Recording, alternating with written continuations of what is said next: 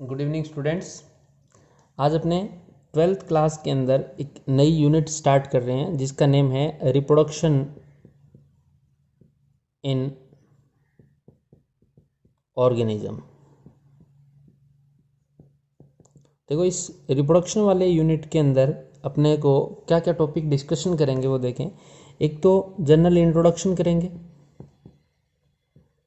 Introduction of reproduction, यानी organism जो है वो रिप्रोड्यूस क्यों कर रहा है, न्यू ऑर्गेनिज्म का प्रोडक्शन क्यों कर रहा है, उसके पीछे का लॉजिक क्या है, और जो रिप्रोडक्शन की प्रोसेस होगी उस रिप्रोडक्शन की प्रोसेस में कौन कौन से स्टेप मेनली जो इन्वॉल्व होते हैं उनका डिस्कशन अपने इस चैप्टर में करेंगे।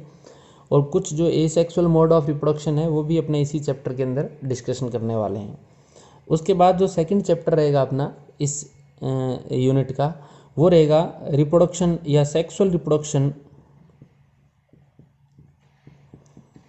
इन फ्लावरिंग प्लांट्स, या एंजियोस्पर्म प्लांट्स लिख देता हूँ मैं। यानी जो एंजियोस्पर्म प्लांट्स है उन एंजियोस्पर्म प्लांट्स के अंदर सेक्सुअल मोड ऑफ रिप्रोडक्शन जो है वो किस टाइप से कंप्लीट होता है उसका डिस्कशन करेंगे। और थर्ड चैप्टर जो रहेगा वो रहेगा सेक्सुअल रिप्रोडक्शन इन ह्यूमन। अपने सिलेबस में ह्यूमन फिजियोलॉजी जो है वो दी हुई थी, तो उस ह्यूमन में रिप्रोडक्शन की प्रोसेस जो है वो भी अपने को स्टडी करनी पड़ेगी। और चैप्टर नंबर 4 जो रहने वाला है, ये फर्स्ट चैप्टर रहेगा आपके एनसीईआरटी का, ये सेकंड रहेगा, ये थर्ड रहेगा, और ये फोर्थ चैप्टर जो रहेगा एनसीईआरटी का वो कहेगा अपने को रिप्रोडक्टिव हेल्थ का, रिप्रोडक्टिव हेल्थ। तो ये अपने 4 चैप्टर जो है इस यूनिट के अंदर अपने डिस्कशन करने वाले हैं। मॉड्यूल ऑलरेडी आप लोगों को मिल चुका है इसका। तो अपने सबसे पहले आज जो इस वीडियो के अंदर डिस्कशन करेंगे कि रिप्रोडक्शन की जो प्रोसेस है वो ऑर्गेनिज्म क्यों कर रहे हैं, किस टाइप से रिप्रोड्यूस करेंगे, कौन कौन से मोड ऑफ रिप्रोडक्शन है, और even asexual mode of reproduction का डिस्कशन है। यानी आज अपने फर्स्ट चैप्टर जो है उसको डिस्कशन करेंगे, इस फर्स्ट वाले चैप्टर को। देखो बेटा, फर्स्ट चैप्टर की बात करें तो इसमें ये कह रहे हैं, एक तो अपने टर्म आएगी life span.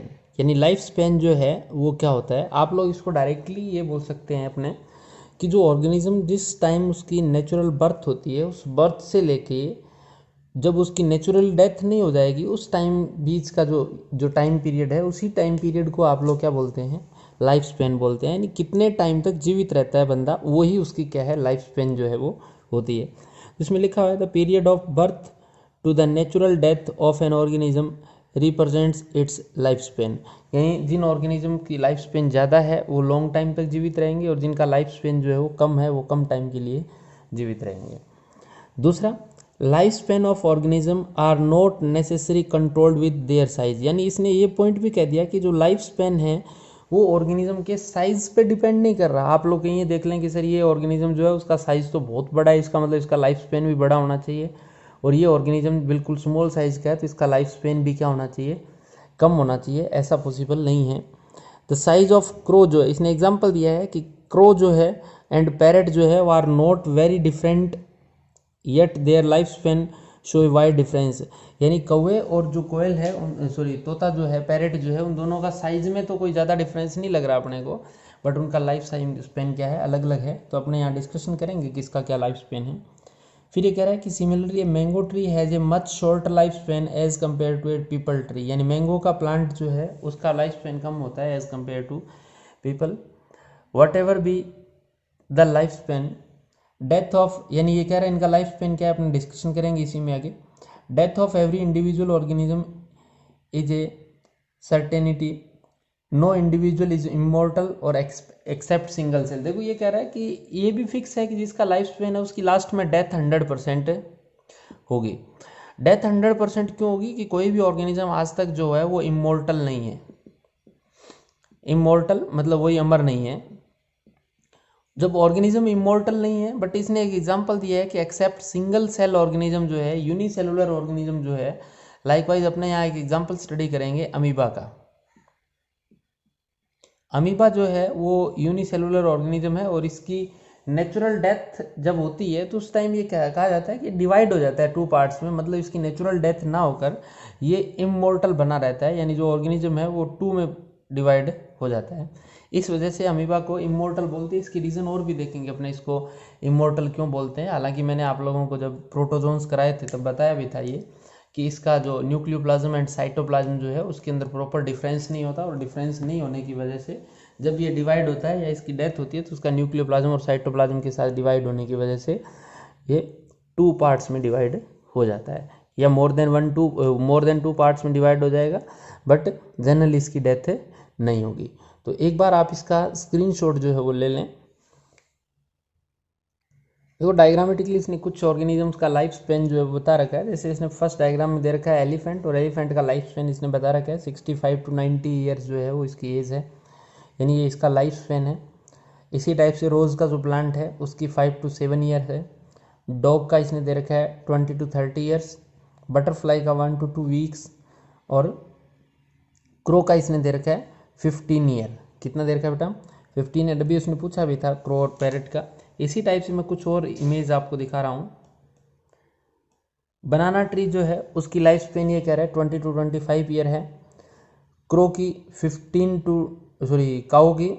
to 25 year, parrot की 140 ईयर, क्रो की इसने 15 बताई थी, क्रोकोडाइल की 60 ईयर, हॉर्स की 62 ईयर, फ्रूट फ्लाई जो है जिसका नेम है ड्रोसोफिला मेलेनोगेस्टर, जिस पे एक्सपेरिमेंट भी हुए थे, तो फ्रूट फ्लाई जो है उसकी 20 to 30 ईयर्स है।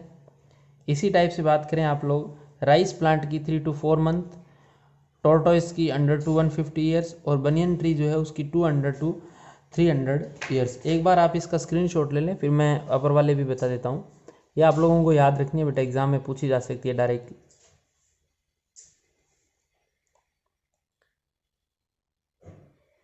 फिर से स्क्रीनशॉट ले लें, सबकी आ जाएगी कितनी लाइफ स्पेन है।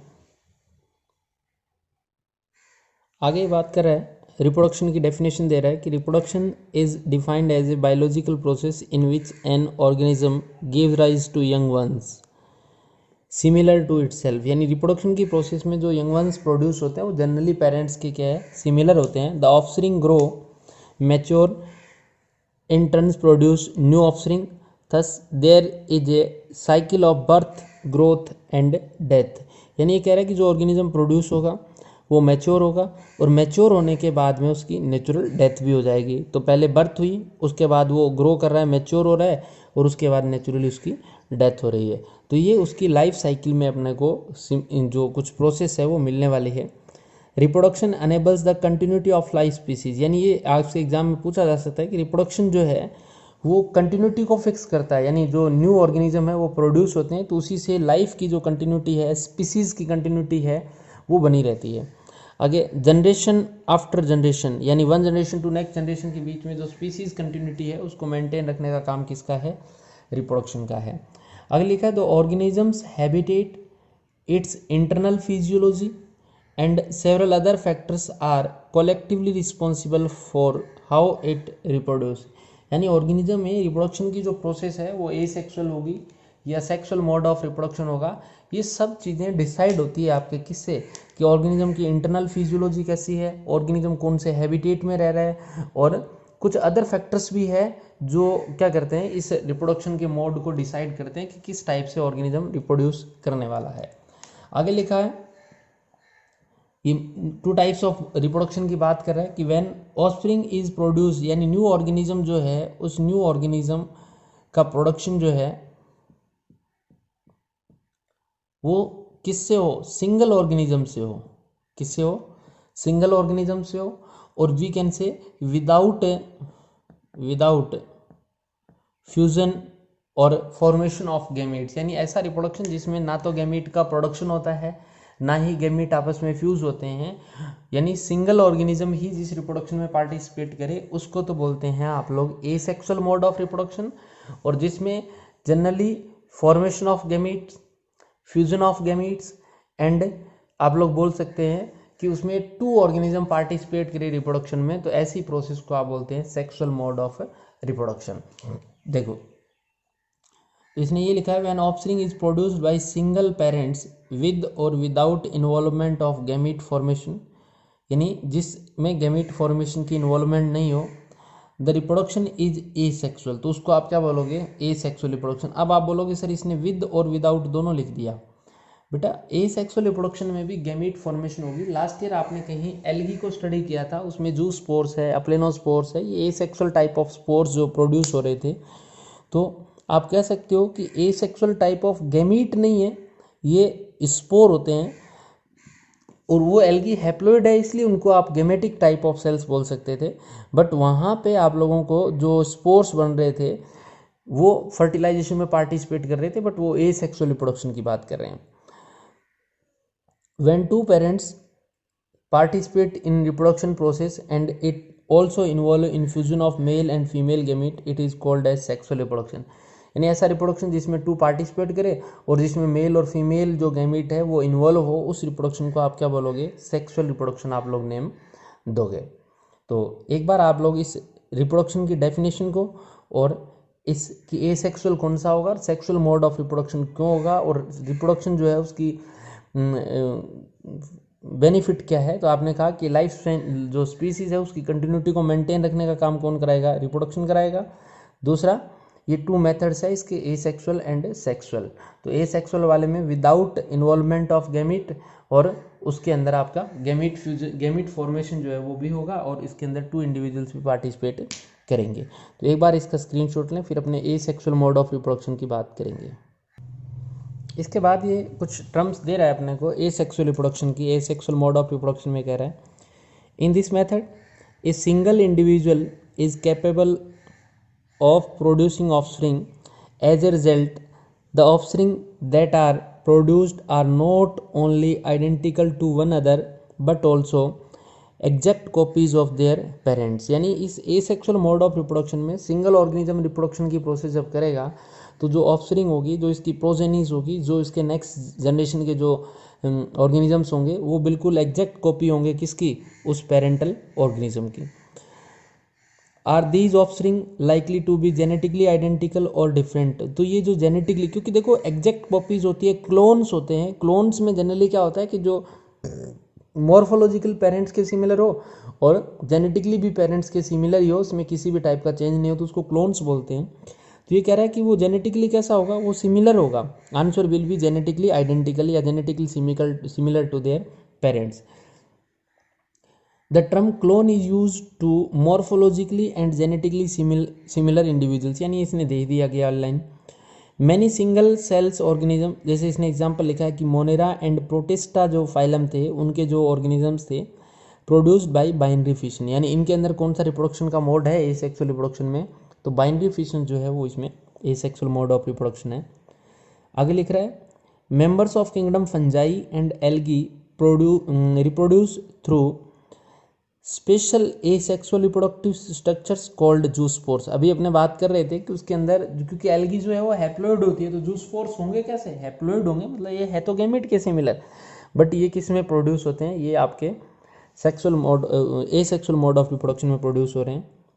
आगे इसमें लिखा हुआ है कि कोनिडिया, जैसे आप लोगों ने वहाँ फंजाई के अंदर स्टडी किया था, जैसे पेनिसिलियम नोटेटम जो फंजाई थी, बर्ड्स किस में बनती है? हाइड्रा के अंदर। और जेम्यूल्स जो है वो स्पंज के अंदर प्रोड्यूस होते हैं। Are there common asexual reproductive structures. किन के अंदर? ये आपके मोनेरा एंड प्रोटिस्टा की बात कर रहा है, जिनके अंदर कुछ एसेक्सुअल रिप्रोडक्टिव स्ट्रक्चर्स जो है वो एग्जाम के अंदर इस जेम्यूल्स का पूछा जाता है कि जेम्यूल्स जो है वो कौन सी रिप्रोडक्शन में पार्टिसिपेट करती है? तो एसेक्सुअल रिप्रोडक्शन में पार्टिसिपेट कर रही है। इसके अलावा ये आप लोगों ने पोटैटो का डायग्राम आपको दिख रहा होगा, अभी पोटैटो का सीजन चल रहा है, आपने देखा होगा घर में जो पोटैटो होता है वहाँ छोटी छोटी बर्ड्स डेवलप हो रही है ग्रीन ग्रीन कलर की। और आप क्या करते हैं कि इस पोटैटो को ऐसे इस बर्ड को सेपरेट कर दिया, इसी टाइप से इस बर्ड को सेपरेट कर दिया, या इसी टाइप से इस बर्ड को सेपरेट कर दिया। तो जितनी बर्ड्स को टुकड़े करके इसके, यानी उसमें कम से कम 1 बर्ड होनी चाहिए, उसको आप अलग करके ज़मीन में डालते हैं, तो उससे एक नया प्लांट प्रोड्यूस हो जाता है। न्यू प्लांट्स जो है पोटैटो का वो प्रोड्यूस हो जाएगा। तो मतलब पोटैटो के अंदर जो आइज़ बोलते हैं जिनको, या बर्ड्स बोलते हैं, ये जर्मिनेशन में काम आती है। तो जर्मिनेटिंग आई बर्ड्स है। इसके अलावा इससे धीरे धीरे इस टाइप से यंग प्लांट्स डेवलप हो जाएगा, और इसी से धीरे धीरे रूट्स जो है वो डेवलप हो जाएगी। इसी टाइप से जिंजर के अंदर भी इस टाइप से नोड्स, जो आपको रिंग्स दिखती है वो नोड को रिप्रेजेंट कर रही है, और इनसे भी आगे से बर्ड्स जो डेवलप होती है, ये अलग करके लगा दोगे तो इससे भी जिंजर का प्रोडक्शन जो है वो हो सकता है। इसके अलावा एडवेंटेजियस रूट, ये सारे के सारे अपने एग्जाम्पल पोटैटो के अंदर ट्यूबर का है, जिंजर के अंदर आप लोगों ने राइजोम का एग्जाम्पल स्टडी किया, तो ये खूब सारे एग्जाम्पल अपने पहले कर चुके हैं, 11th क्लास में भी स्टडी किया है। तो एक बार इस डायग्राम का आप स्क्रीनशॉट इस पेज कर लें। देखें नेक्स्ट में भी इसने ये दिखा रखा है, जो अगेव जो है उस अगेव के अंदर आपको इसने दिखा रखा है बुलबिल जो है, इसको बोलते हैं बुलबिल, बुलबिल के थ्रू ए सेक्सुअल रिप्रोडक्शन इसमें हो रहा है। ब्रायोफिल्म की लीफ इसने दिखा रखी है, जिसको पत्थर चट्टा बोलते हैं, ब्रायोफिल्म को जनरली एग्जाम में पूछा जाता है। ये इसके अंदर लीफ के थ्रू ए सेक्सुअल रिप्रोडक्शन की प्रोसेस कंप्लीट होती है। इसके अंदर एडवेंटेजेस बड जो है वो लीफ पर डेवलप होती है। इसी टाइप से आइकोर्निया जो है, वाटर हाइजेंथ, जिसको टेरर ऑफ बंगाल भी आप लोगों ने इकोलॉजी के चैप्टर्स में स्टडी किया था, तो ये टेरर ऑफ बंगाल है। आइकोर्निया जो है इसके अंदर किसके थ्रू हो रहा है, वाटर हाइजेंथ है, आइकोर्निया है। इसके अंदर भी ये जो वाटर के अंदर सबमर्ज्ड जो स्टेम होता है उससे इसके अंदर होता है, जिसको आप ऑफसेट बोला जाता है। लीफ बर्ड से ब्रायोफिल्म के अंदर है, जिंजर के अंदर अभी आपने देखा था राइजोम है, और पोटैटो के अंदर आइज ऑफ पोटैटो, और इसके अंदर अगेव के अंदर बुलबिल के through a sexual mode of reproduction हो रहा है। तो एक बार इसका भी आप स्क्रीनशॉट ले लें। नेक्स्ट इसने वही एग्जांपल दे रखा है जैसे बल्ब का आपने किया था। The fleshy buds which produce new plants in hydrophytes is called turion. आगे इसने लिखा है in vegetative reproduction also a type of a sexual reproduction, answer it will be yes. यानी ये कह रहा है कि वेजिटेटिव रिप्रोडक्शन जो है, वेजिटेटिव रिप्रोडक्शन का देखो वैसे आप लोग कहीं डिस्कशन करते हैं तो रिप्रोडक्शन के 3 मोड्स अपने जनरल, इन 3 मोड्स की बात करें तो कई जगह लिखा जाता है। एक नंबर पे वेजिटेटिव रिप्रोडक्शन, दूसरे पे लिखा जाता है ए सेक्सुअल रिप्रोडक्शन, और तीसरे पे आ जाता है सेक्सुअल रिप्रोडक्शन। तो बहुत सारे स्टूडेंट ये भी कहते हैं कि सर रिप्रोडक्शन तो 3 टाइप्स का है। जनरली देखा जाए तो देखो वेजिटेटिव का मतलब होता है कि प्लांट्स के अंदर जो ए सेक्सुअल रिप्रोडक्शन होता है उसके अंदर प्लांट बॉडी ही इन्वॉल्व होती है। जैसे अभी आप लोगों ने पोटैटो का एग्जाम्पल देखा था कि सर पोटैटो के ऊपर जो आइज डेवलप हो रही है, ये आइज जो पोटैटो की है वही इन फ्यूचर का प्लांट है। इसका मतलब पोटैटो का ये जो पार्ट है पोटैटो, वो क्या है, वेजिटेटिव पार्ट है, इसका स्टेम पार्ट है, और इसी वेजिटेटिव पार्ट से ए सेक्सुअल स्ट्रक्चर्स बर्ड्स जो है वो आइज जो है वो डेवलप हो रही है। तो इस वजह से इसको आप प्लांट्स के अंदर जो ए सेक्सुअल रिप्रोडक्शन है, कई बार उसको वेजिटेटिव प्रोपागेशन या वेजिटेटिव रिप्रोडक्शन भी बोल देते हैं। और जो पार्ट वेजिटेटिव प्रोपागेशन में, वेजिटेटिव रिप्रोडक्शन में यूज होता है उसको बोल देते हैं वेजिटेटिव प्रोपाग्यूल, प्रोपाग्यूल्स, वेजिटेटिव प्रोपाग्यूल्स बोल सकते हैं। वेजिटेटिव रिप्रोडक्शन के अंदर जो पार्ट यूज होता है, जैसे बर्ड्स इन पोटैटो, इसके अलावा ब्रायोफिल्म के अंदर लीफ की जो बर्ड्स होती है वो, या फिर आप इसका एग्जांपल दे सकते हो कि सर हम घर के अंदर रोज़ का जो प्लांट है उसके अंदर कलम जो लगाते हैं ना रोज़ के अंदर, या शुगर केन के अंदर जो यूज़ करते हैं अपने आइज यूज़ करते हैं उसकी स्टेम की, तो वो सब किस में आती है, वेजिटेटिव रिप्रोडक्शन में। यानी ए sexual mode of reproduction in plants जो है वो जनरली वेजिटेटिव रिप्रोडक्शन को ही रिप्रेजेंट कर रहा है, यानी जिसमें प्लांट बॉडी का कुछ पार्ट यूज़ होता है। जबकि ए सेक्सुअल रिप्रोडक्शन जो है वो भी सिमिलर है, बट इसके अंदर क्या होते हैं, एक सेक्सुअल स्पोर्स जैसे डेवलप हो जाते हैं, और वो स्पोर्स जो है वो कहीं पार्टिसिपेट करते हैं, तो वो स्पेशल टाइप की स्ट्रक्चर डेवलप हो जाए, वो तो ए सेक्सुअल, और सिर्फ वेजिटेटिव पार्ट से ही रिप्रोडक्शन की प्रोसेस होता है, उसको वेजिटेटिव प्रोपागेशन जो है वो बोल सकते हैं, वेजिटेटिव रिप्रोडक्शन की प्रोसेस बोल सकते हैं। उस वेजिटेटिव प्रोपागेशन या वेजिटेटिव रिप्रोडक्शन में जो पार्ट यूज होता है प्लांट का उसको बोलते हैं वेजिटेटिव प्रोपाग्यूल्स। तो आप इसको नोट करना चाहें तो कहीं लिख लो, वेजिटेटिव प्रोपाग्यूल्स जो है वो क्या है। देखिए बेटा इसने लिखा हुआ है कि इन vegetative reproduction also type of a sexual reproduction, कौन सा आंसर होगा कि आइज जो है वो इसका वेजिटेटिव है और वो ए सेक्सुअल भी है। In the terms clone applicable to the offspring formed by vegetative propagation, answer will be yes. यानी जो वेजिटेटिव रिप्रोडक्शन से भी जो प्रोड्यूस होते हैं उनको भी क्या बोलेंगे, क्लोन्स बोलेंगे, क्योंकि वहाँ भी जैसे पोटैटो की बर्ड से जो न्यू प्लांट्स डेवलप होंगे, न्यू पोटैटो जो डेवलप होंगे वो भी आइडेंटिकल होंगे बिल्कुल पेरेंट्स के, इस वजह से इसको भी क्या बोलते हैं आप लोग कि वो भी क्लोन जो होंगे। While in animals and other simple organism the term asexual is used, जिसको unambiguously in plants the term vegetative reproduction is frequently use. यानी वही मैंने आपको वह भी बताया था कि प्लांट्स के अंदर जो ए सेक्सुअल मोड है उसके लिए आप वेजिटेटिव रिप्रोडक्शन यूज़ करते हैं, जबकि एनिमल्स के अंदर और सिंपल ऑर्गेनिज्म जो है प्रोटोजोआ वगैरह, उनके लिए आप कौन सी टर्म यूज़ करते हैं? उनके लिए एसेक्सुअल मोड ऑफ रिप्रोडक्शन ही यूज़ करते हैं। In plants the units of vegetative propagation such as जैसे runners, rhizome, suckers, tuber, offset, bulb are all capable of giving rise to new offspring. These structures are called as vegetative propagules। यानी जो plant part use होता है reproduction में, vegetative reproduction में, उस plant part को आप क्या बोलते हैं? वेजिटेटिव प्रोपाग्यूल्स ही नेम देते हैं। अभी मैंने आपको कुछ बताया था, जैसे रनर, राइजोम, शक्कर। शक्कर किस में था? राइजोम किस में था? रनर किस में था? ट्यूबर्स किस में थे? ऑफसेट किस में था? और बल्ब किसके अंदर था? देखो कहीं याद आ रहा हो लास्ट में, बल्ब किसका था एग्जाम्पल? अनियन में। ऑफसेट किस में था? वाटर हाइजेंथ में। ट्यूबर किस में था? पोटैटो के अंदर। शक्कर किस में था? स्ट्रॉबेरी। बताएं एग्जाम्पल बताएं। राइजोम जिंजर में था, और रनर किस में था? ये आपका जो ग्रास जो थी उसके अंदर आपको एग्जाम्पल मिल रहे थे। लास्ट ईयर अपने सब किया हुआ है, एक बार इनको रिवाइज करना कि रनर किस में है, किसका एग्जाम्पल है एसेक्सुअल मोड ऑफ रिप्रोडक्शन। आगे इसने लिखा है वाटर हाइजेंथ का, जिसको टेरर ऑफ बंगाल भी बोलते हैं, which is one of the most invasive weeds found growing whenever there is standing water, it drains oxygen from the water which lead to the death of fish। ये अपने discussion किया था कि water हाइजेंथ जो है, हाइकोर्निया जो है, वो वाटर सरफेस पे इस टाइप से इतना ग्रोथ कर जाएगा कि ये जो उसकी जितनी भी ऑक्सीजन है, जिसको डीओ बोलते हैं, डिजोल्व ऑक्सीजन, जो उसको गेन कर लेगा। और इस वजह से जो एक्वेटिक एनिमल्स है, फिश वगैरह जो है, उनको प्रॉपर ऑक्सीजन नहीं मिलने की वजह से उनकी क्या हो जाती है? डेथ जो है वो हो जाती है। इसी वजह से इसको टेरर ऑफ बंगाल भी बोला जाता है। This plant was introduced in India because it is beautiful flowers and shape of leaves, since it can propagated vegetatively at a phenomenal rate and spread all over the water body in a short period of time, it is very difficult to get rid of them। यानी इनको हटाना जो है वो possible नहीं है। और दूसरा, इन्होंने इतना मतलब इतना ज़्यादा इसमें वेजिटेटिव प्रोपागेशन होता है कि पूरे वाटर बॉडी के ऊपर ये जो है स्प्रेड हो रहा है। तो ये कुछ इसने एसेक्सुअल मोड ऑफ रिप्रोडक्शन के कुछ से देखा जाए तो ये वेजिटेटिव रिप्रोडक्शन के ही इसने एग्जाम्पल अभी तक अपने को दिए हैं। उसके बाद में इसी में इसने दे रखा है सेक्सुअल रिप्रोडक्शन का। तो एक बार आप इसका स्क्रीनशॉट लें ऊपर वाले पार्ट का। इसके अलावा इसने एसेक्सुअल रिप्रोडक्शन के कुछ टाइप जो है, एग्जाम्पल जो है वो और दे रखे हैं। जैसे इसने एसेक्सुअल रिप्रोडक्शन में लिखा हुआ है the production of offspring by a single parents with और विदाउट इन्वॉल्वमेंट। वही बातें अभी वाली लिखी हुई है, इनको क्लोन्स बोलते हैं। जैसे इसने एग्जाम्पल दे रखा है, जैसे बाइनरी फिशन का इसने दिया है। अमीबा और पैरामीशियम के अंदर बाइनरी फिशन होता है। जैसे यूनिन्यूक्लिएटेड ये अमीबल सेल है, ये अमीबा सेल इस टाइप से, जैसे ही फेवरेबल कंडीशन होगी तो फेवरेबल कंडीशन में अमीबा क्या करता है?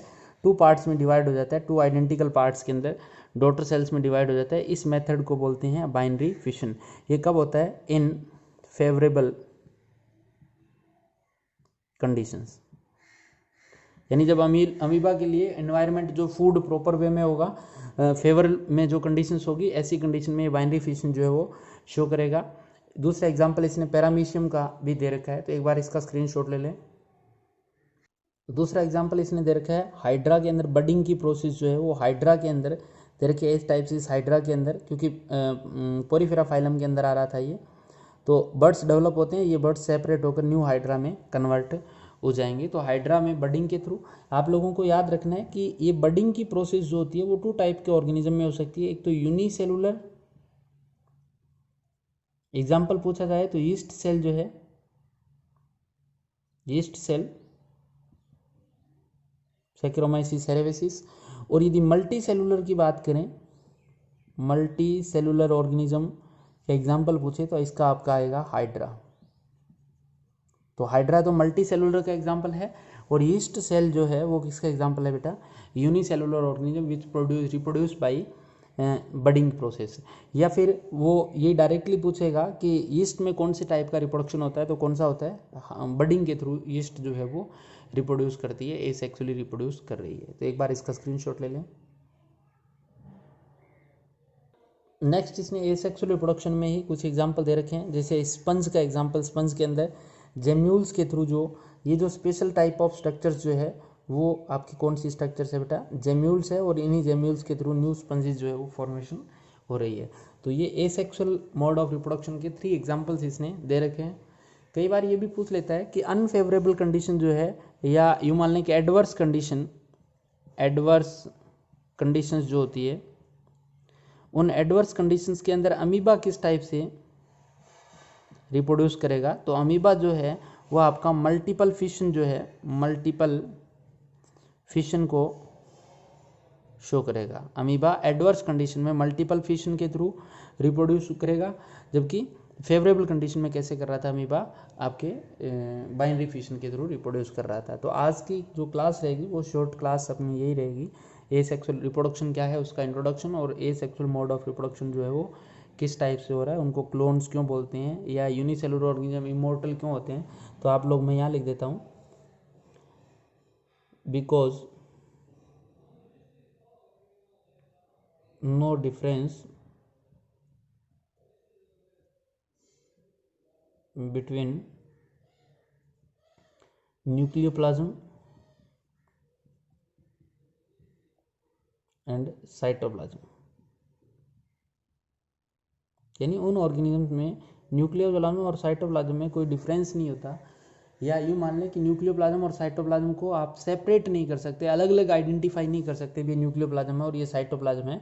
इस वजह से उनके अंदर जो नेचुरल डेथ जो है वो नहीं होती, यानी कि क्या होते हैं, इमोर्टल ऑर्गेनिजम्स होते हैं। ठीक है, तो आप लोग इमोर्टल क्यों है यूनिसेलुलर ऑर्गेनिज्म, तो उसमें आप लोगों ने कहा कि सर इस वजह से वो इमोर्टल है कि there are no difference between nucleoplasm and cytoplasm. Difference का मीनिंग वहाँ ये नहीं है कि मतलब उसमें अलग अलग प्रॉपर्टीज़ नहीं, कहने का मतलब है आप डिफ्रेंशिएट नहीं कर सकते। मैं यहाँ प्रॉपर लिखता हूँ इसको, because no can't differentiate between nucleoplasm and cytoplasm. तो अब इसका स्क्रीनशॉट ले लें। ये सारी बातें आप लोगों को हैंड रिटन नोट्स भी इनके मिल जाएंगे, मैं PDF शेयर कर दूंगा, आज ही शेयर कर दूंगा, तो आप एक बार इसको नोट करें।